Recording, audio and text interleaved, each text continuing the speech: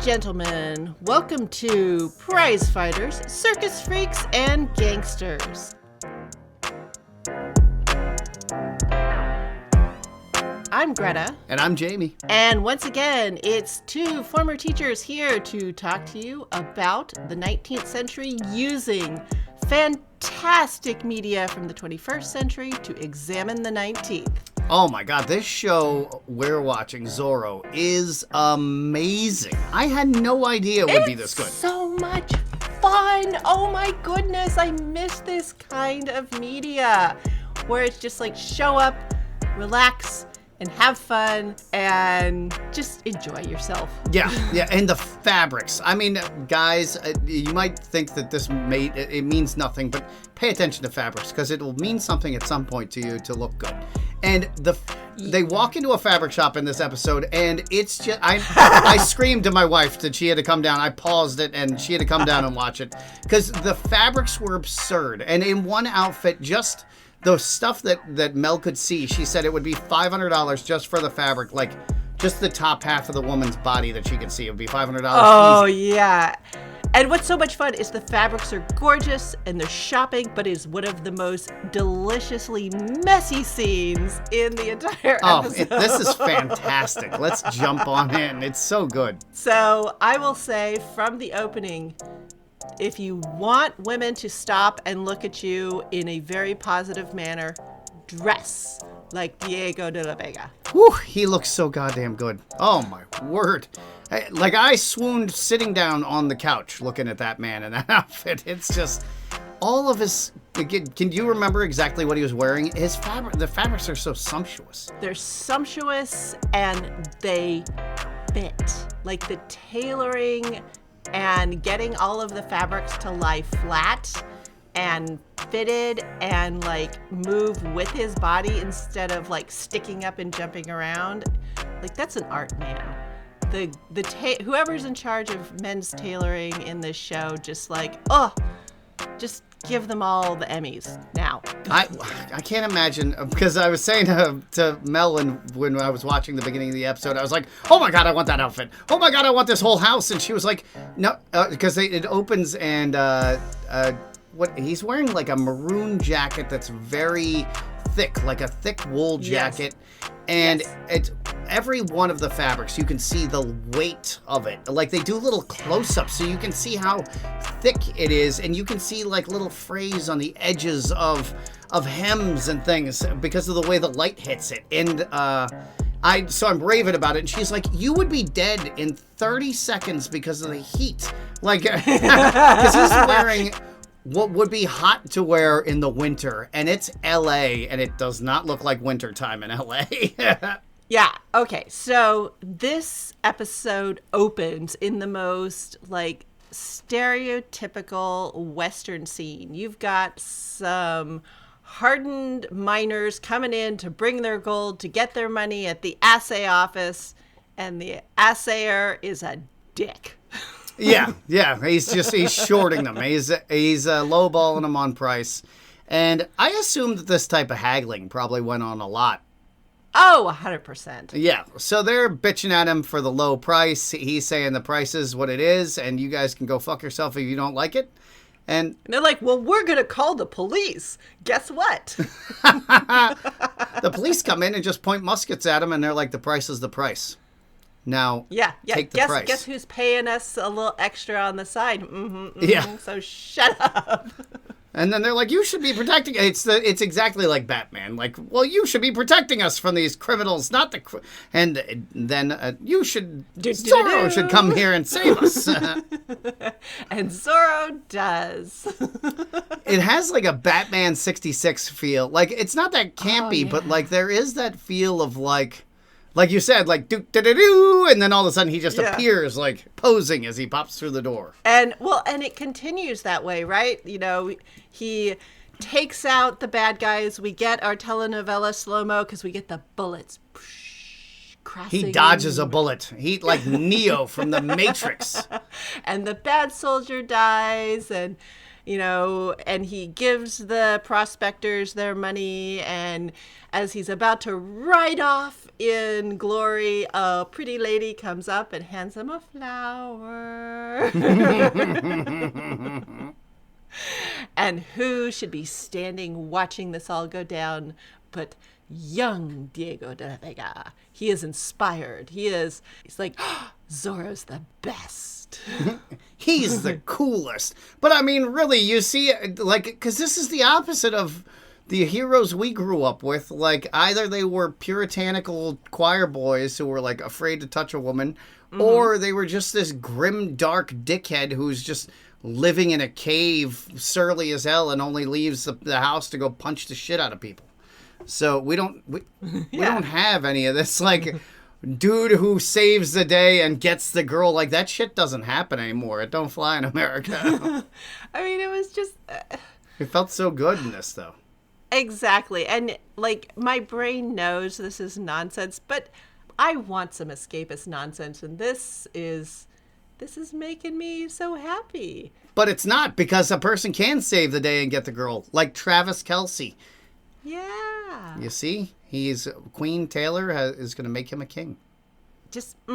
So we return. It can So happen. it can There's happen. hope. There is hope.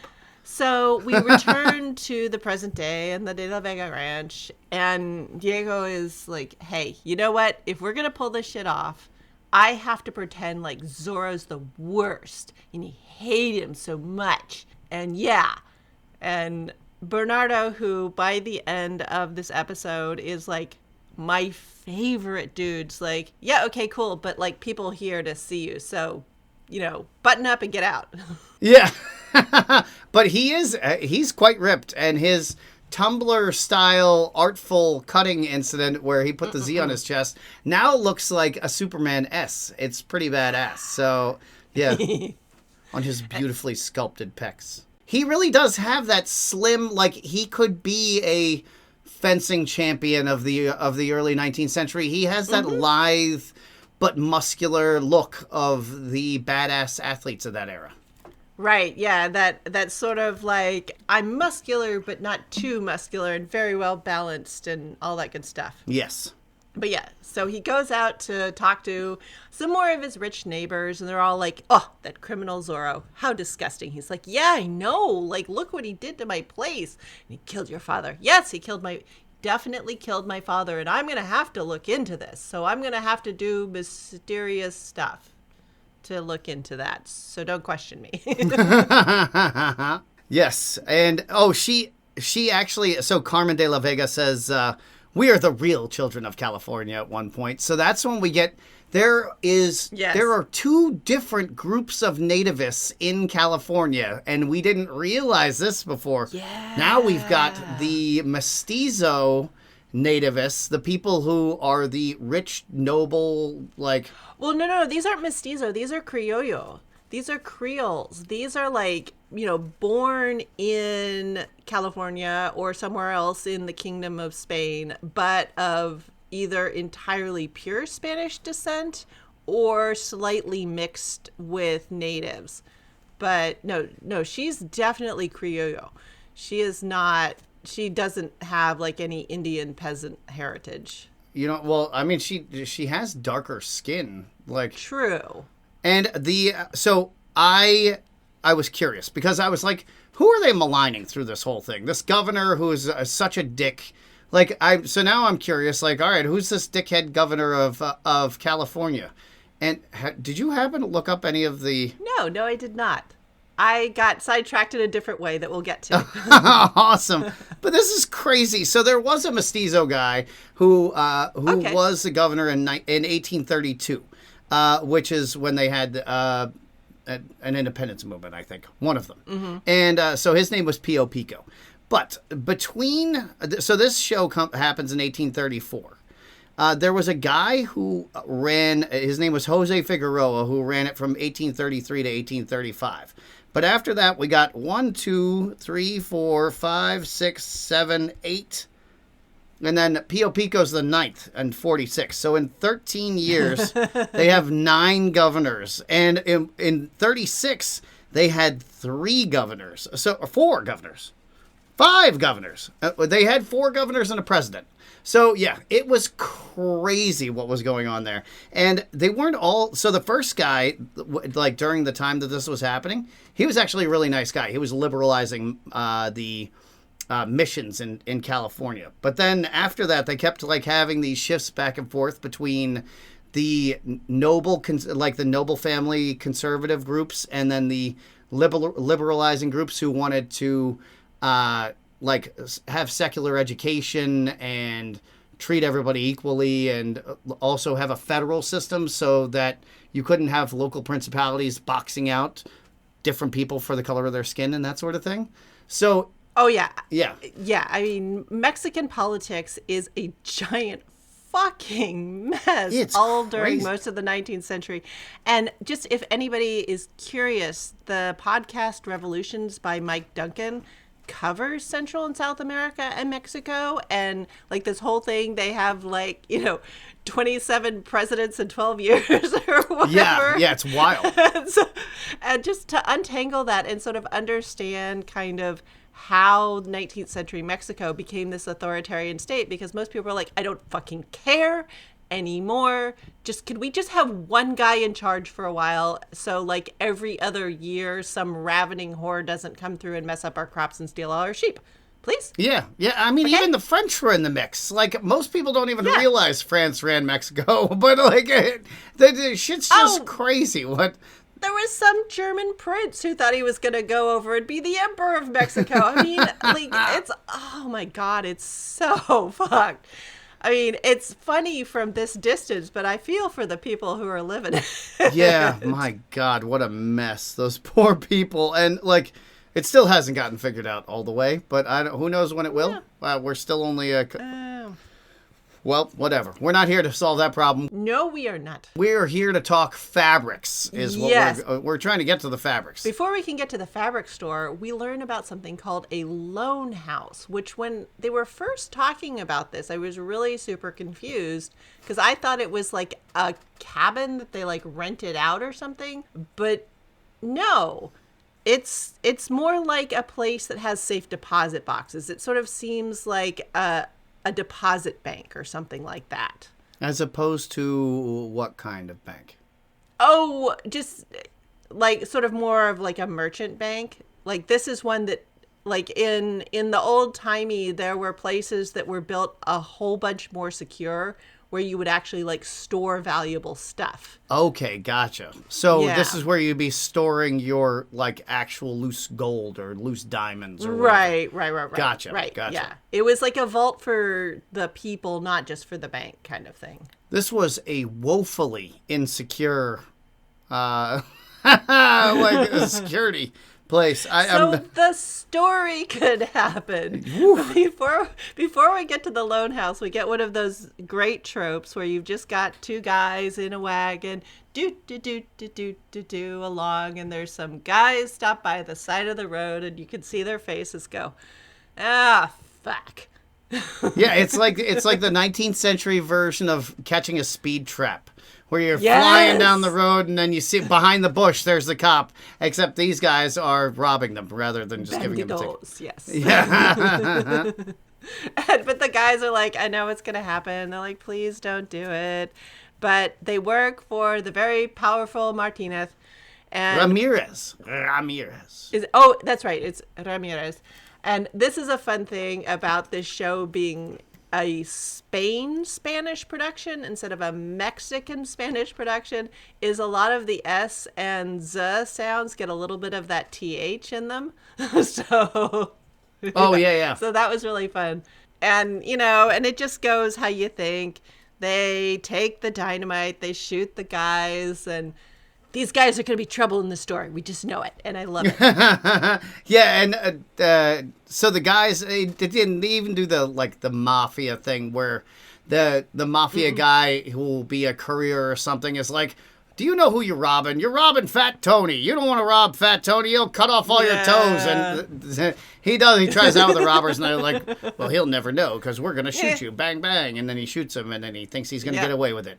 And then immediately goes into town, basically follows Ramirez into town, and runs smack into Lolita, who's still looking just as radiant as the sun. She's like Salma Hayek come to Earth a second time. And this time, I have no objections to her bodice because I was like, that is on point. That's what she'd be wearing. It looks great. The mixture of fabrics is gorgeous. And Mama's dress, just to die for. And the tomboy hat remains amazing. Yes. It remains amazing. Yes. And Mama has on a hairnet. So even though it looks like she doesn't have anything on her head, she does. And she's a rich lady, so she can push the rules. There you go. She does what she wants. Yeah. Right? I play by my own rules. Yes. And then they are having a really fun conversation. Did you take any note of the conversation they're having as they're walking into the fabric store? I mean, it is, oh my God, that was so much fun because, yeah, the obnoxious, criminal guy, like, strutting his stuff, bonks into Lolita and does the, like, apologize to the lady. And, oh my God, another guy who I've faced in life, and he just does the, like, I'm sorry. Oh, yeah. Like he's 6. It's just the most obnoxious thing in the world. And so Diego doesn't punch him in his fucking face like everybody kind of wanted him to because he is a gentleman. And so Mama is like, eh? What an example of a gentleman. I mean, I even took note of that and I was like, I really gotta just be more like this, where you are calm and firm, because the guy's walking by, he smashes into Lolita, doesn't say anything. The mom goes, excuse you, or whatever, does the 19th century version of that. And then our boy Z grabs him firmly by the arm and says, good morning, sir. Wouldn't you like to say excuse me to the lady, or something along those lines? And and then he just gives a very faint smile, but it's just like, yes, I'm smiling at you. I don't want to have to raise my voice. It was just so well done, and I'm just going to try to internalize that so I can be that. And Mama is like, come on, what's not to marry about this guy? Come on. If I was 20 years younger, she would be snatching this man up. And Lolita's like, I'll show you. I'll marry an army officer. Meh. And her mom's like, what, you're going to marry a captain of all things instead of this rancher? And she goes, oh, what? Am I supposed to marry a rancher who's never around and never there when I need him? Like you did, Mom? How'd that work out? Yeah. And it's just like, everybody's like, meh.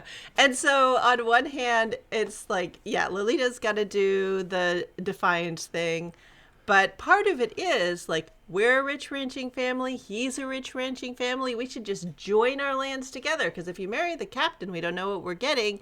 And it's just going to dilute the money. Come on, girly. And she's doing that thing where, I know that he's hot. I know that he has money. But there has got to be something that I don't like about this guy because you want me to marry him and fuck you. Exactly. I'll show you, mama. Blah. And so, they go into... Did you do any of that? Did you have a rebellious period? Yeah, but mine was weird because my parents were, like, kind of hippie, so, Oh, you can't rebel against a hippie. Then you just start going to church or something. You're like, I'm Catholic now. Ha ha! Like I said, it's weird and boring. Become a Jehovah's Witness. I'm the type of person they, like, created Tumblr for, so I could, like, write about it. Gotcha. Well, I apologize if my Tumblr comments were... No. Looking back, it's all true, man. It is all true. Hey, we guys expressed our angst in an entirely different way. We just screamed about it and punched each other in mosh pits. So... But if you want to see what grown-up angst in Alta California looks like, you got to check out Madame Ivanova and Senora Martinez. And... Dragon Lady Showdown. Fight.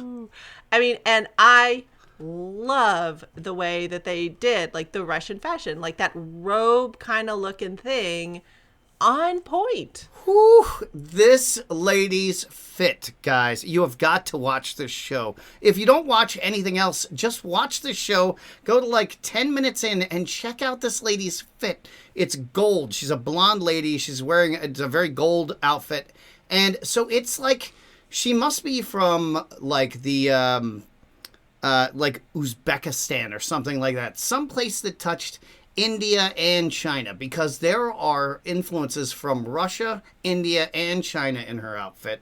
And there's layers on layers of shit. There's tassels. There's all different interwoven patterns on it. My God, can you lend some more detail to this? Because I'm not doing it any justice. I don't even understand what I'm seeing. There were too many layers, and I don't understand the names of any of them. What you said is great. But yes, this is Russian imperial fashion. And you're talking about, she could have easily been living in Moscow, because you think about, like, India had all of these intricate fabric designs. You've got China with the silk. And yeah, they're just putting this all together. And then since it's cold most of the time, they are doing like this heavy brocaded stuff that has like layers of petticoats underneath it. So yeah, it is just gorgeous and very distinct. It looks like she robbed the richest castle in the world for all of its wall hangings and tapestries. Yes. And then constructed one final Iron Man style outfit to battle the world in. You know what I mean? Like, it took $1 million worth of fabric and I produced this. And it's like, all right, that thing glows in the fucking dark. It's so dope. So, whoo, that outfit was fire. But yeah, you are getting, both of these women like making I hate you eyes at each other. And you're like, what's going on? But before we can find out, we are now in the loan house, this deposit bank, and we get to see, it's the assayer guy from the opening scene, because he's got his Zorro scar. Yeah. It's like half the people in this movie have a Zorro scar by the end. Right. And so Diego's like, hey, I need to go see my box. And he goes back there and he opens it up. And did you catch the significant thing that he pulled out of that box? I did not. Bears. It's like bear pins that are like made out of gold. So there's something going on with the Russians. Like Dad had something going on with the Russians. And so this is like regimental jewelry or like important military insignia from the Russians. I must have been writing down a note and I missed that. Yeah, and then he also pulls out a piece of paper that, like, you can't really tell what it is, but it looks like it's kind of a map of some sort. So you're like, okay, we are creating a mystery. Great. Let's go. I love it. I'll admit I missed this part because at this point I'm screaming at my wife like, babe, get down here and look at this outfit. Oh my God. So, because she went to school for fashion design. So I knew she was just going to be slobbering over it. And we had a good time looking at it. And then the bad guys come in and a tense scene is created.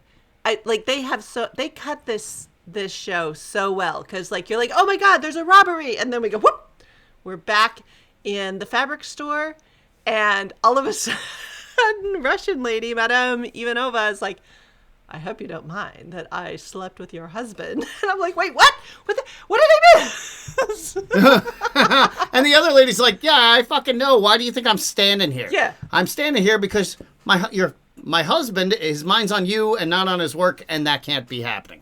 So how about you tighten up? Yeah.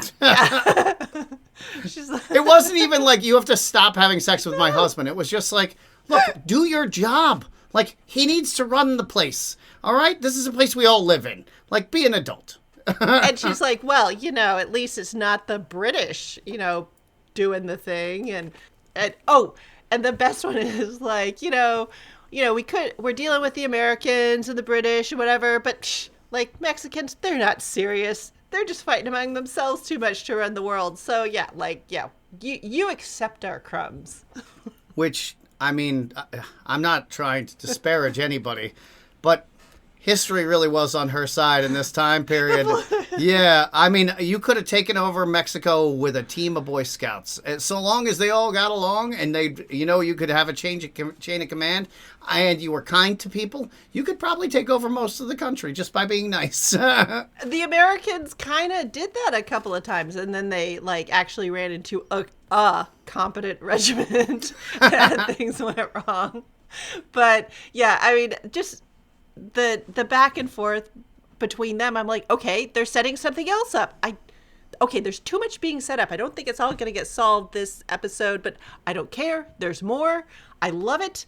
And the one thing I did want to point out is that Ivanova, she says something about the Russian-American company. That just meant this was a Russian venture in the Americas. At no point were the Russians working with the government of America to do this fur company.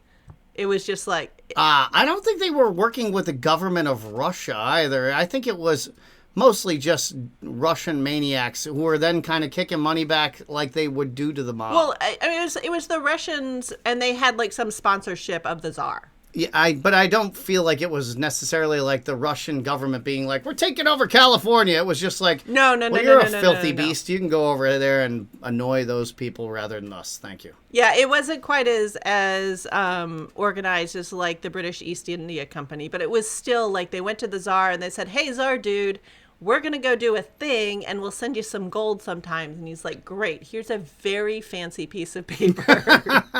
So there's a documentary called Happy People. Have you ever seen it? No, what's it on? So it's about Russians in the Taiga, however you pronounce that. Taiga. And so it's Russian fur trappers, like these people would have been, except this guy that they interviewed, the whole thing's around, was set in World War II. So what they did was they took a guy who had never done any kind of fur trapping or anything, and they had recruited him into this thing, and then they took him with a helicopter, and they dropped him with a dog and a hatchet in the middle of the woods and left. No food, no nothing. He didn't even have a cooking pot. And so you just live or die. And so he had to use this hatchet, and they did it all old school. So you cut down one tree, you make your lean-to, and then you're making dugout canoes and everything. All their trapping is everything's done with just a hatchet. So long as they have a hatchet and a pot, they can survive anyway.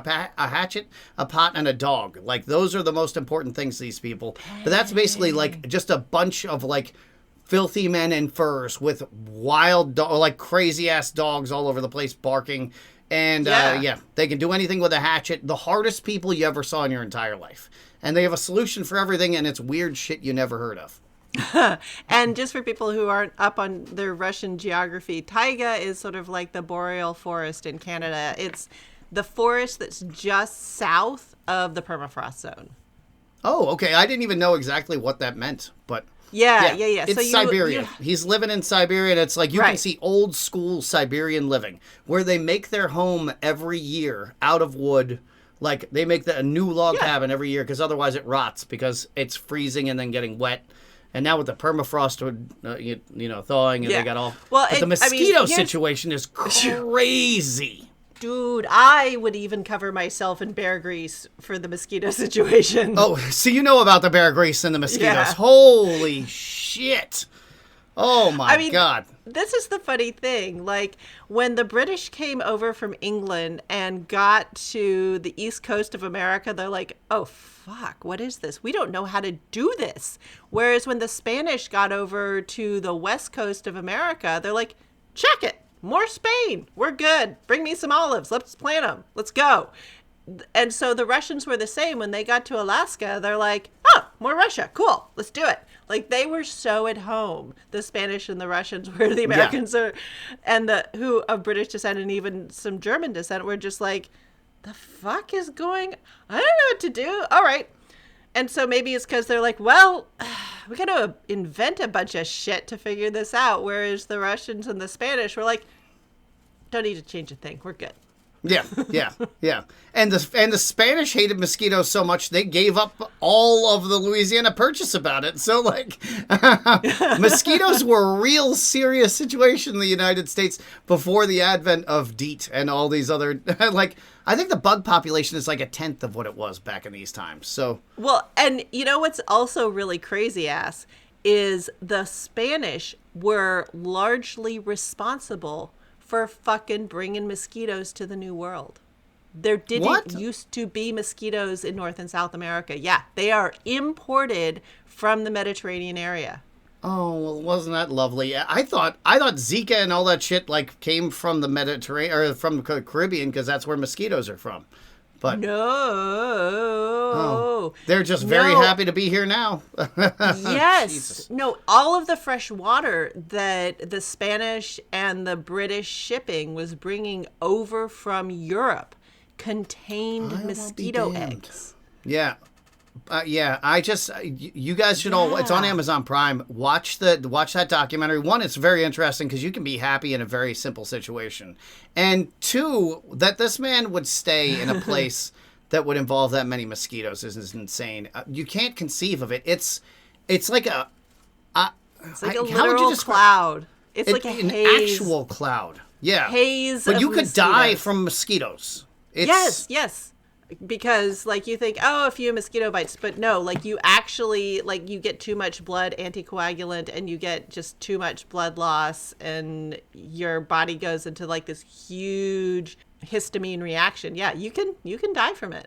Oh, it's like bees. When you see beekeepers who are covered in bees, right? That's how many mosquitoes there are, and they're all biting. So they cover themselves in this disgusting bear grease and all their dogs and everything, and they're constantly burning shit for smoke to keep the mosquitoes off, and they are still covered in fucking mosquitoes at all times. Okay. Well, enough with that. Enough with the fur trappers. We have two Russian women fur in trappers fighting. are some wild people, though. That's a wild bunch to have in the mix.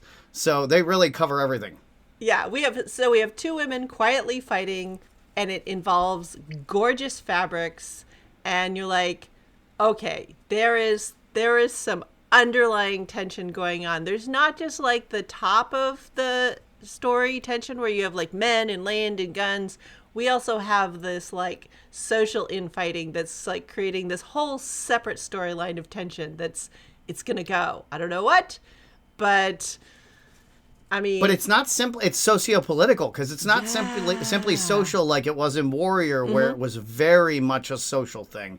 Here, it's not about status. It is about this is the things that we need to do in order to run this place so we can all survive. And you're screwing it up. So let's be adults. Yes, and so you're like, okay, that's tense. And then whop, we're back at the lone house, and two of the robbers come in from the back, and they're like, we've got it, and they like take off, and then the other guy makes himself into a bomb by putting the dynamite that they kidnapped earlier on. I'm like, what is going on?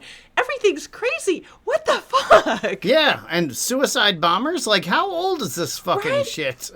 Yeah, but I was just like, okay, I did not see most of this coming. Like, there's just like news storylines and crazy shit falling out of the skies onto this story, and I'm just like, okay, yes, let's go. And they kidnap that poor woman and leave her daughter there, and like they run off with it, whatever it is. Yeah. So 2 or 3 bank robbers run off with some unnamed thing, and then they've left this man behind who is a shaking, trembling mess of a human being covered in dynamite. Yes. Who says he's got beef with Zorro, and so he's not leaving until Zorro shows up. And Zorro shows up, and yeah, Zorro's standing there going, Interesting problem we got here. And then we go to the governor's mansion, and we find out what a literal piece of shit this guy is. Oh, yeah, and it's setting up an even better problem. So now Lolita, who is the captain's girl, betrothed, is a hostage, but the governor does not tell him that. He says, we don't know who the hostages are, but you should go down there and wait for Zorro to show up and then arrest him. And just shoot the hell out of everyone in there. Yeah, who gives a shit who the hostages are? Just get in there and shoot. Yeah, and something's going on with, the big mine owner whose dynamite it was. Like, he and the governor, like, I think they hate the De La Vegas. All sorts of, like, skullduggery is afoot. And, like, you're like, whoa, what's... Except that it's Ramirez's dynamite. Yeah. So, yeah. So, and here's the crazy thing. So Ramirez, right at the very beginning, was like, hey, you guys, like, if you see any strange people you don't know, like, let me know. And the second he finishes walking away, the robber runs into, he is the guy they're looking for, and he is a stranger, runs into both of them, and then robs them promptly. Yeah. So it's just like, goddamn, they really should have just spoken up when they first saw the stranger. Like, see something, say something. Yeah, but no, they were too busy doing the, like, you're being rude. But then we get the beginning of why Bernardo has become, like, my favorite guy to watch. Because he's like, shit, okay, Zorro's stuck in there, but Zorro's supposed to show up. And so Bernardo being Zorro's deaf mute, like houseboy. What would you call him? Well, he calls Butler? him foreman, and so he's just like his houseman, valet, butler, dog's body, man Friday, the whole ball of wax, 9 yards. Man Friday. Yeah. What is man Friday? Oh, from Robinson Crusoe. Oh, okay. Like gotcha. He's on this island bot, quote unquote, by himself, and yet somehow he runs across like a faithful native servant, and he shows up on what he calls Friday, and so he's like, my faithful man Friday. You know how many confirmed bachelors that we've looked up to over the years who have a faithful, trusty man friend that they lived with their entire lives? You know, it strikes me. Those stories might be telling us something different than we, you know, because confirmed bachelors, really, that's what they are. And, yeah. So, and his boyfriend, we could just call him his boyfriend. He doesn't have to be gay. He could be into boys and girls because he's definitely into Lolita. But so would Liberace. Liberace would be following that woman down the street, throwing roses at her, trying to get her heart. So, I mean, she is prettier than the sun is hot. True. But then there's also a dynamic of the, like, super rich dude and his body servant that kind of doesn't exist in especially modern America, where... Yeah, because you read a lot into body servant just from the name. You're like, well, yeah, they're fucking. No. Because, like, the body servants, they're not, like, people. They are furniture. Oh, well, that's horrible. Yeah. So there's this dynamic of the rich dude. Are they wiping their ass? Is that what a body servant's doing? Are they wiping their ass? No, it's mainly just dressing them. I mean, maybe they are. Oh. Who knows? But you know, helping bathe them and everything. But Erzbet Bathory was definitely making people wipe her out, I heard. Oh, yes, definitely she was. But this whole, like, as we talk about, you know, how now we have a whole bunch of, like, electronic stuff to replace people. You know, you had somebody, you know, dress you, literally. You know, you'd stand there like a doll and they'd put your clothes on you. We say please and thank you to our Alexa. Like, I can't even... It's reflexive, yeah. Can't even do that to a machine. I don't understand how people act like this. It's right. Wild. And so when you look at these relationships between, you know, this sort of like master-servant relationship, on one hand, you're like, oh, two dudes, pretty gay. Depending on the guy, not at all. Like, this guy's a utility, a furniture. Like, you know... Except that they're besties and he's the only person in the world who can speak to him through their own secret language. I mean, it goes on and on. I could continue if you want. I'm not trying to impugn their sexuality. I'm just saying that if they're the only two people who could communicate like that in the world, they got a special bond. Well, it seems like Lolita and her mother can also talk to him, too. I mean, yes, they do have a special bond, but there's just a different sort of relationship that no longer exists in modern America that also could be going on. And that's why I'm sure I'm reading more intimacy. It seems so Right. intimate that romantic intimacy would have to be a part of it. I think that's where my issue lies. Right. Whereas, and that's actually sort of another thing is that, like, there is sort of this level of physical intimacy between same-sex people that sort of American Puritan culture has, like, made impossible almost. Okay. Where it's sort of like, oh, if you're that close, it must be sexual. And, like, you just sort of think about the physical intimacy that, like, little kids often have with each other. Like, it's not. It's just we like each other a whole lot and we're comfortable with each other. And that's it. But puritanical values often, like, create this sexualized nature to it that's not there. And just the way our culture is going, where, like, everything is kind of sexualized. You know, what kind of socks are you wearing, for God's sakes? Or are you not wearing socks? Like, yeah, we've lost the ability to see relationships in that manner. Gotcha. And for my part, just so the listenership doesn't think that this is coming from a place of homophobia, I had a very good friend who turned everything we ever did in college into gay for pay porn, and then had me do porn with him after that. And I didn't know about the other stuff, but then it got real creepy because then it's like, was he in love with me the entire time? What the hell has happened? And so, and it was like, so he was sexualizing everything we ever did in his head? Because it never even occurred to me that it could happen. So that's why I was like, well, this seems like maybe that situation's kind of repeating itself. I mean, yeah, I do have a friend who, like, she's kind of one of those people who does the equivalent of "that's what she said" to a lot of things that, like, it would never occur to me. And I'm just like, what? So it is sort of a cultural thing now that, like, there's something, like, we read it very differently than it exists. But on the other hand, in these cultures that sort of, like, deny a lot of sexuality, will not see sexuality where it is. So it's a pendulum. Wow, so we're really in that sweet spot where we don't recognize anybody being sexually attracted to us, because I live in this zone where I don't recognize it from.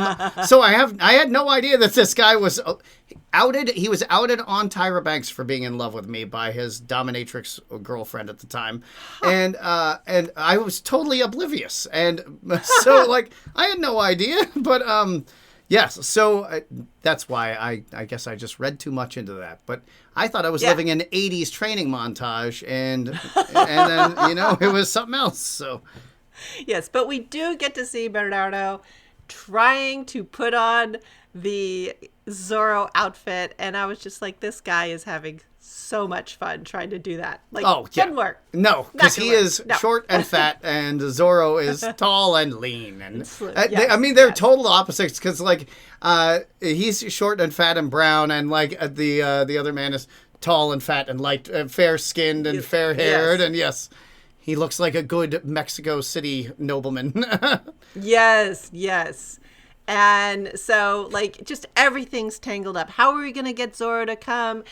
Is the captain going to shoot up his girlfriend? Like, the tension is building, and it's great. Boy, if this was a 60s sitcom, they would have hit us with the tune in next time to see how it all resolves. Oh, yes, totally. And then, the guy strapped up in dynamite is like, they're like, why Zorro?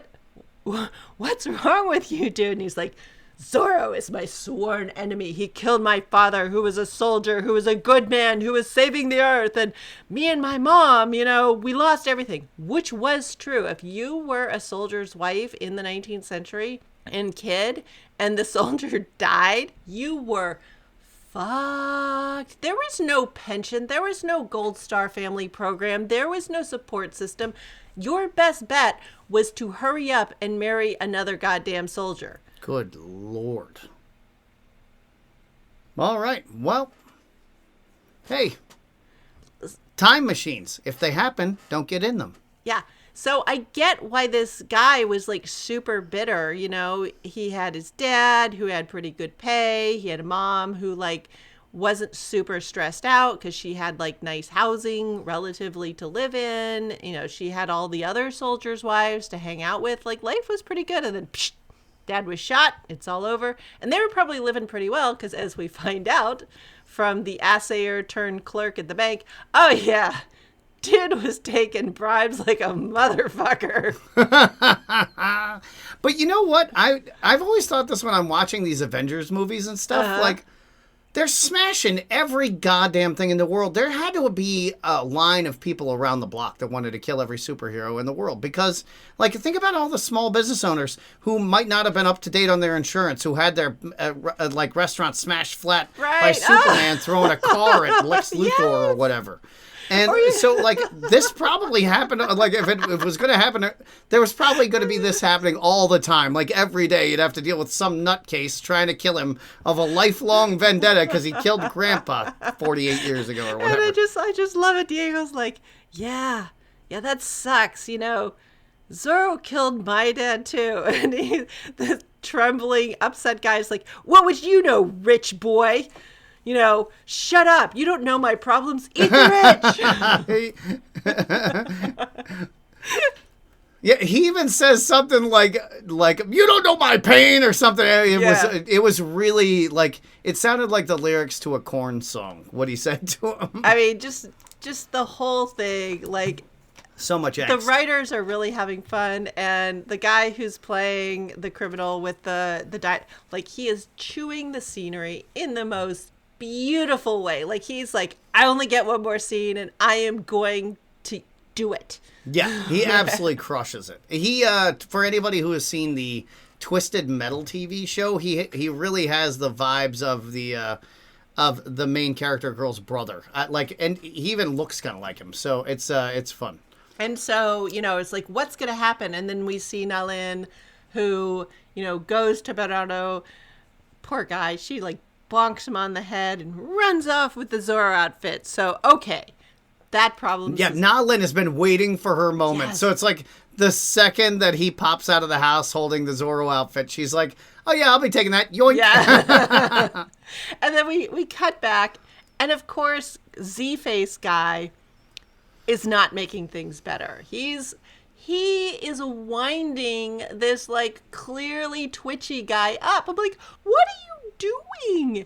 And to make things even better, into this volatile situation, he brings a gun. You know, he's got a Z on his face, so he's armed. He's got to be armed. He had a Z on his face. Zorro's not just carving a Z on people's faces for no reason.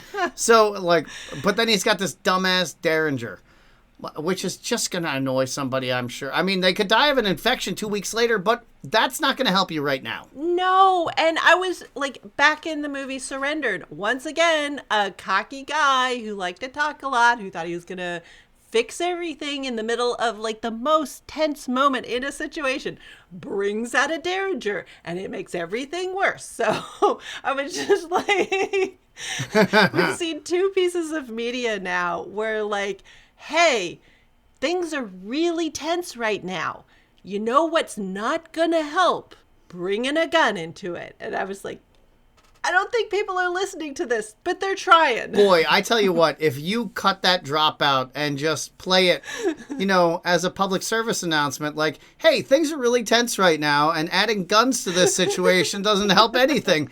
You know, I feel like that's a nice life lesson. You know, yeah. As above, so below. I feel like that could be sort of metaphysically applied. Can only help. And what is really fun is both the Derringer and the Pistolero, whatever, the fancy 19th century flintlock pistol that he's got, they both only have 2 shots, which also creates a really different dynamic than we have in modern gun movies where, like, everybody has more or less infinity bullets. Yes. Until you need them to not have bullets. Yes, all of the bullets in the entire world. Yeah. Yeah. Endless reloads. Whereas, yeah, here and reloading one of these guns is a thing. Yeah, even if you're John Wick, it's still going to take you 90 seconds to reload this thing. And so it's like this tense standoff. You don't know what's going to happen. And then once again, Zorro! Oh, yes. Busted through the window! Except I love it because this, when we get the Nalin Zorro, Yeah. so instead of using a bullwhip and a sword like regular Zorro does, she uses a tomahawk and a sword like her brother did. So you get the different weapons. It's so much fun. I love it. Yes. And it's just, once again, we get close quarters fighting. It's beautiful. It's complicated. It's not beautiful like in Warrior, but it's like, it's really fun. And they just lovingly slow-mo certain shots so you can enjoy it with the filmmakers. But Lola has been shot by her attempt to something. Yeah. And meanwhile, the captain's standing outside with his thumb up his ass, except that now Zorro's popped in, so now he's like, oh, ready? Shoot the place up. Yeah. Aim. Yeah. And then boom, the doors open and Diego comes out and he's got Lolita and he hands her off to her fiance. Like, once again, he's totally the gentleman here. And they come out and now the captain. Yes, the captain just is like, oh, so it's just Zorro in there with the bad guys? Well, shoot it. Shoot the whole thing. Shoot the building down. And Diego's like, baby. And the bullet hits the dynamite and it goes kerblamo, which is possible. Like that old black powder, like true dynamite stuff. If you hit it with a bullet in the right way, of the right caliber, it could have like kablooied it like that. Ooh, fun. I know that dynamite was pretty volatile, especially the older it got because the nitroglycerin would leak to the outside. So, yeah, we don't know the provenance of this dynamite. It could have been very, very old. Yeah, so, like, would it necessarily always have happened? Oh, absolutely not. But it was possible. And somewhere in there, Nalin got shot, and so she's kind of like, on her horse. Was it Tornado? Who knows? Doesn't matter. But she rides off. You're the science person, so let's talk about these shots. Lolita got gut shot, which anybody who's watched a cowboy movie has heard somebody expound upon how bad this is. Bad. It takes about 3 days to die, and it's miserable the whole time. Yes, but, it could have been one of those things where it sort of, like, goes by. It doesn't clip the intestine. Maybe because that's what kills you, right? It's sepsis from your intestines your gut leaking into your body in there. So she was wearing a corset because she was dressed right, and so maybe like that slowed the bullet down enough. So because they were shooting with those muskets that had those big fucking balls. So those miney balls or whatever. Yeah, and so the good news is those were just like slower velocity just because they were so big. And so maybe her. I mean, this is actually true of women in general, is like their underwear would save them. That's wild. So, but you would still get the spalling and stuff from, because there were lead shots. So it was just, it's a bad so time. You're basically getting shot chip with your bones. shrapnel and plus you're getting lead poisoning from it too, on top of everything else. Hey, look, all the other weird crap you're eating in that age,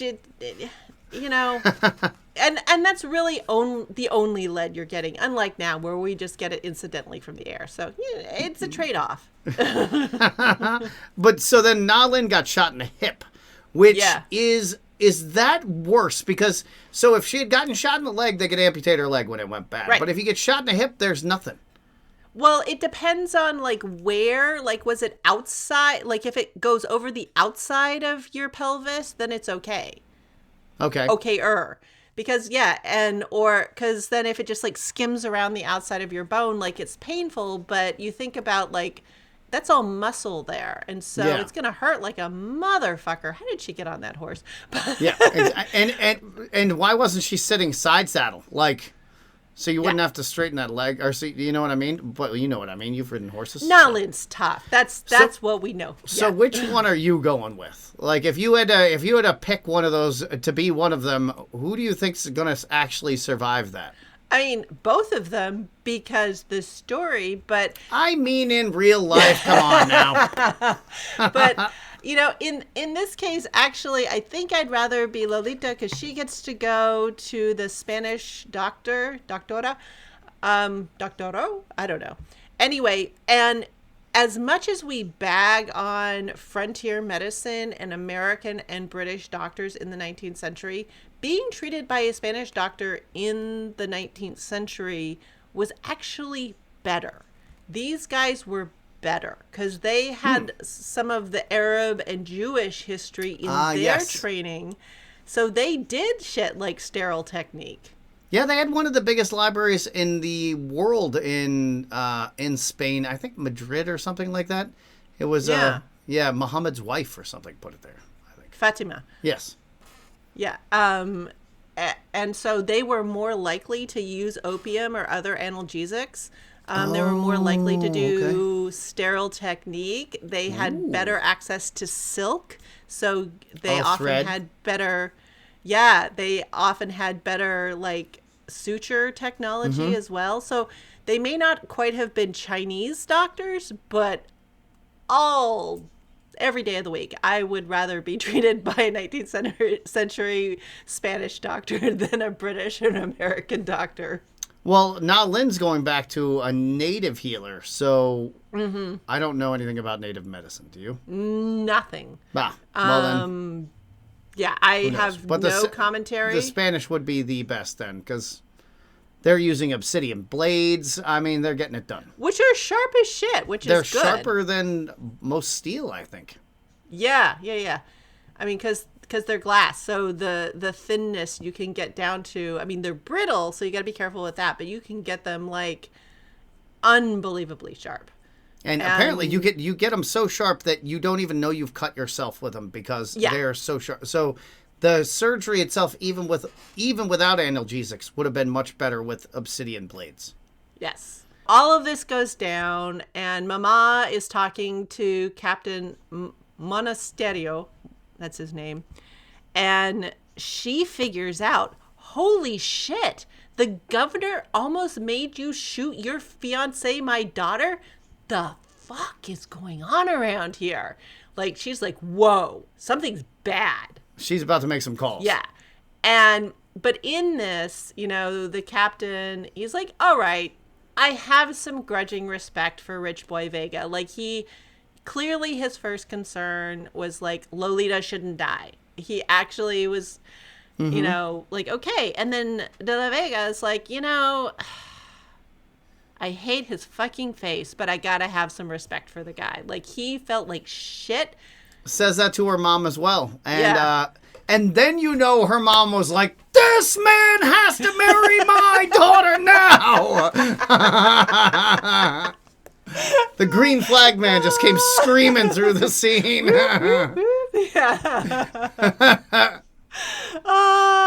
But then you find out that Captain Monasterio is a dick because De La Vega's like, great, Lolita's gonna be okay, so let's go save this other lady that they kidnapped. And he's like, nah, probably dead. The subtext is, they probably raped her. Yeah. So she's no good anyway. She might as well be dead. But the bad guys, aren't you, like, they're still the bad guys. Aren't you gonna go chase them? He's like, meh, we shot a place up. It's enough. We did too much today, probably. Oh, God. Oh, my God. And I was just like, there was this sort of like moment of like, ooh, maybe they're not so... Oh, nope, he's totally a dick. Okay, we're good. Yeah, he's a real piece of shit. And then we get... Again, this is part of what I love about the nonsense of the show is this whole like magic shaman talking coyote it's like comes back and Diego's in this like beautiful suit. Holy shit. Yeah, and he goes to seek counsel. He goes in his finest suit to seek counsel with this native wise man in a cave. Yeah.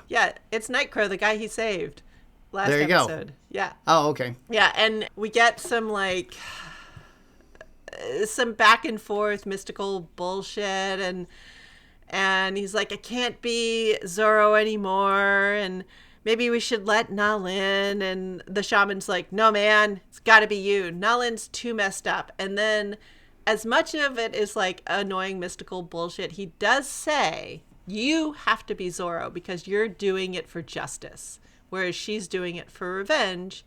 And revenge is no good because revenge is personal, but justice is for everyone. And then the music swells. Yes. And it was awesome. It was basically like, she's got her Punisher turned up too much. We're here for a bit of Spider-Man. We don't need that Punisher shit. Take that on down the block. Yeah, and so again, this is like another iron being put in the fire. What the fuck happened to Na-Lin? Why is she messed up about this? But he does say, like, yeah, she's going to be a badass Zorro one day, but she's got to get her shit worked out. Like, she needs to finish therapy first. Mm-hmm. Yes. Okay. And so this is the place that I got totally distracted when we go into the backstory for Na-Lin, and she's like practicing her tomahawk throwing, her hatchet throwing with her brother, previous Zorro. And he does that, like, grin at her. I'm like, oh, my God, it's Danny Rojas from Ted Lasso. That's when you texted me, yeah. So, yes, this is the actor Cristo Fernandez, who is Danny Rojas in Ted Lasso. And I was like, it's that smile. Oh, my God. I'm like, this show has fucking everything. He is the Ghost Zorro he's a charming man. He's a charming ghost. Yes. I'm like, no wonder women are handing that guy flowers. I would too. And so, yeah, new Zorro sucks it up. He's like, hey, I guess I gotta get me a new Spider-Man suit. Yeah, I guess your magic dog says I gotta do this and wear this mask. All right, sweet. And so, did you call Mel in for the tailoring scene? I called her in for the original scene in the fabric store because Bernardo is doing old school ass tailoring shit with that chalk where he's like measuring stuff with his hand and everything. That was sweet, and they have like the old school like hand pedal or foot pedal sewing machine, or maybe it's a hand cranked one. I couldn't see. I didn't look real close, but she would like tailoring.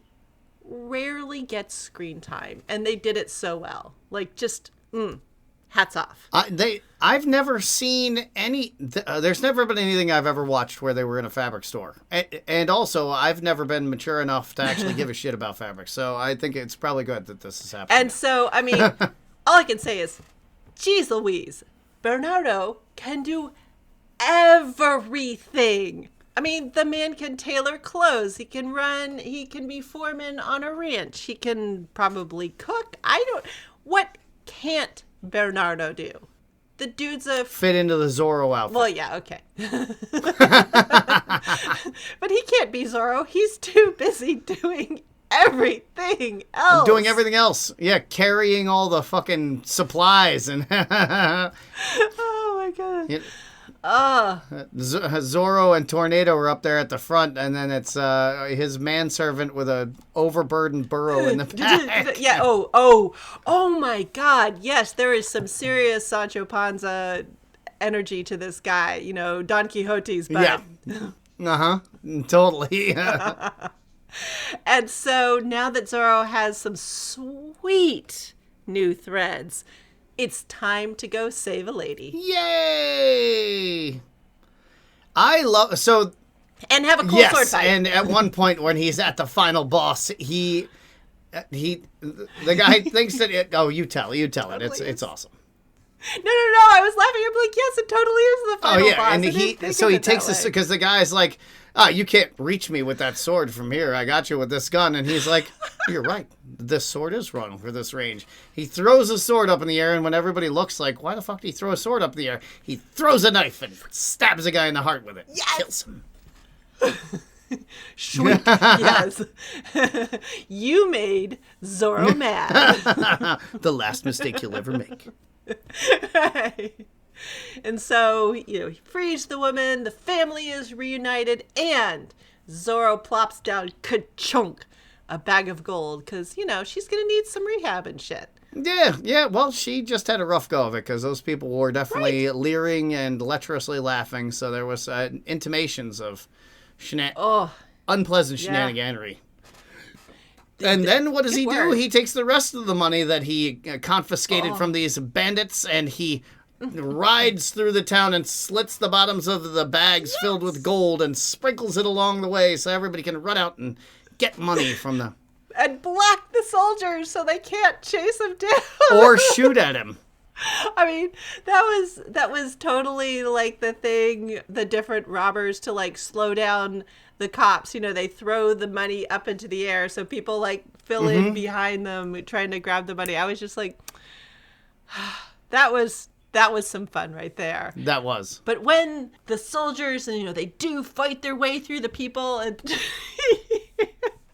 there's the bad guys all tied up with a little Z on top. Yeah, it's Church of Zorro now, and yeah, and they're all tied together like it's a Batman 1966. So they're all back to back in a circle with the gags in their mouth and the circle of rope around. Oh, just And so we're left here. And so what do we know? We know Nalin is not through as she skulks off screen. We've got this conflict with the governor where, like, he apparently has it in for the De La Vegas and maybe some of the other ones. And what is this Mino owner up to? And then what's going on with Ivanova? And, you know, it just, like, so much. And what about those bear pins that he has in his pocket? And how's Ramirez involved in this? Like, so we got this gangster now. What's he going to be doing? Oh, I'm like so up for the rest of this series. Like, they have just dealt out the hand of cards, and it's like, okay, these are all of the players in play, and let's see how it's all going to go. Oh, no, it's getting better. It's getting better in the next episode. Do you know where we're going in the next episode? Where are we going in the next episode? Fucking Chinatown. No! Fucking Chinatown. Yes! Oh, we have everything. This is like Yes. the most main character nationalities in a series I think we've gotten yet. Yes, this is absolutely as multicultural as it's going to get, I think, until we try to do the Kingsman or something like that. And it doesn't feel forced. It's like, no, this is the shit that was going down. We're just going to put it on screen, make it exciting, and everybody's going to wear gorgeous fucking clothes. It's finally happening, what I've been yelling about for a year and saying, why, God, why? Where are the Germans? Where are the Russians? We have them all. There you go. Yeah, we really haven't had food. That's okay. We're here for the clothes. We're here for the sword fights. We're going to have a feast at some point. There will be a feast at some point. Oh, yeah. There must be. Well, and that tapas. was fun. There's going to be tapas, right? Was tapas a thing at this point? Well, tapas is like a bar culture thing. Oh. And so there might be some version of it where people are like sitting out on a porch somewhere just sort of like sipping sherry or whatever. But since these are all rich motherfuckers, tapas like isn't going to happen. Banquet, yes. We did have, afternoon coffee, tea, chocolate. We don't know which. But I don't think tapas is going to happen. Who knows? Okay. Zorro is a man of the people. He could go out to a taverna and they could be drinking wine and doing tapas there to keep the bugs out. Who knows? We'll see. It's 1834, so it's too early for tacos al pastor, I believe. Yes, definitely. Which really, for me, that's when food begins. Is the invention of tacos al pastor, and then life begins. And then God said, and let there be light. He created al pastor before there you go. Oh, how I love it. Okay, well, we are excited for next week and getting to Chinatown, but in the meantime, where can we find you on the internet? I am on Instagram every day posting about all things muscular and historical at Plague of Strength.